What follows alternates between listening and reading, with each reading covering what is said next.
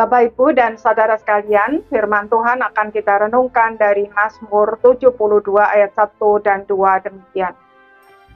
Dari Salomo, Ya Allah, berikanlah hukum-Mu kepada raja dan keadilan-Mu kepada putra raja. Kiranya ia mengadili umat-Mu dengan keadilan dan orang-orang-Mu yang tertindas dengan hukum.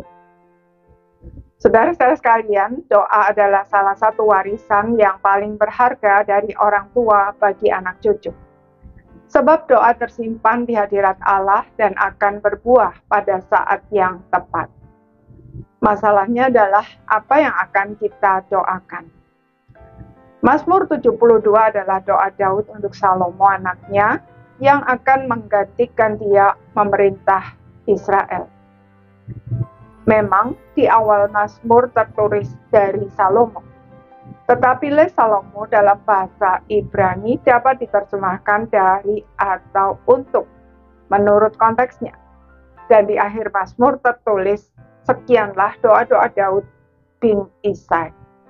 Jadi jelas bahwa ini adalah doa Daud untuk Salomo. Daud berdoa agar Tuhan memberikan hukum dan keadilannya. Maksudnya, agar Tuhan memeteraikan hukum dan keadilannya itu di dalam hati Salomo, sehingga ia dapat memerintah umat Allah dengan keadilan dan membela orang-orang tertindas dengan hikmat.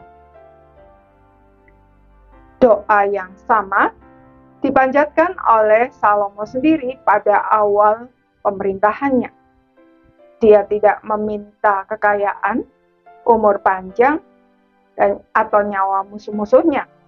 Tetapi dia meminta hikmat agar dapat memerintah dengan adil, dan Tuhan bukan hanya mengabulkan doanya, melainkan juga menambahkan dengan berlimpah-limpah semua hal baik yang tidak dia minta. Salomo tercatat sebagai raja terkaya dan terpopuler dalam sejarah raja-raja Israel. Bangsa-bangsa datang menyembah dan memberikan upeti kepadanya. Bait Allah yang dibangunnya di Yerusalem sangat megah, bahkan berlapis emas. Salomo dalam masa jayanya memang pernah jatuh ke dalam dosa.